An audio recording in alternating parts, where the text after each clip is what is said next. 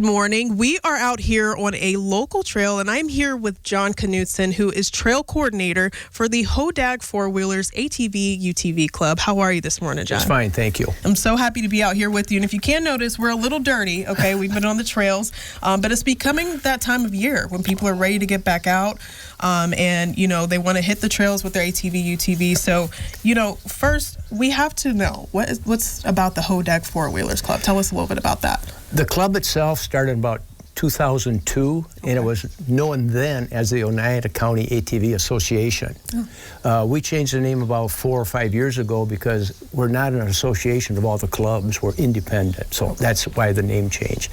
But the club itself has been taking care of the enterprise trail system here since it was created. Okay, that's awesome. And like I just said, you know, so many people are looking forward to get back out on these trails, but, you know, people don't understand the work that's put in on the off season.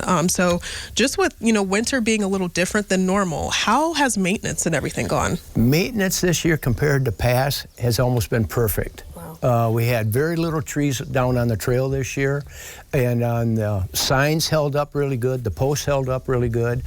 We've got one area that has a washout where we got to put a culvert in, but otherwise everything was well maintained. It was very good. Wow, that's awesome, and that's good to know it didn't make anything a little harder. No. Yeah. No, it went very smooth this year. Okay. And awesome. That's why the trails opened early. Yep, you're right, totally. Yep. And you know, of course, whenever you're out on that ATV, UTV, you get the speed, you're in the dust, you're having fun, the beautiful views out here, but there has to be safety, and people often forget those things. Yeah. So for anybody who is, whether they're a beginner or somebody experienced, what's that one thing that they need to know before they ride? Oh boy, the very first thing is, like most people today are riding UTVs, know that you have to wear your safety belt. Kids 17 and younger have to wear a helmet, no matter what they're riding. And then the other thing is know your machine. A lot of people out, tire pressure, stuff like that. Make sure you got a cell phone with you, maybe a tow rope, extra gas in case you're going too far.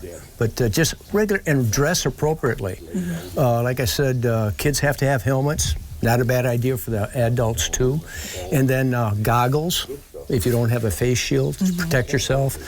Good boots, no flip-flops. Yeah. Flip-flops or Crocs. Yeah, those are not wanted, absolutely. No. Yeah. So, you know, like we just said, you know, you went over the safety. Those are the first things you need to know. But just with your trail out here, what can people look forward to for the season?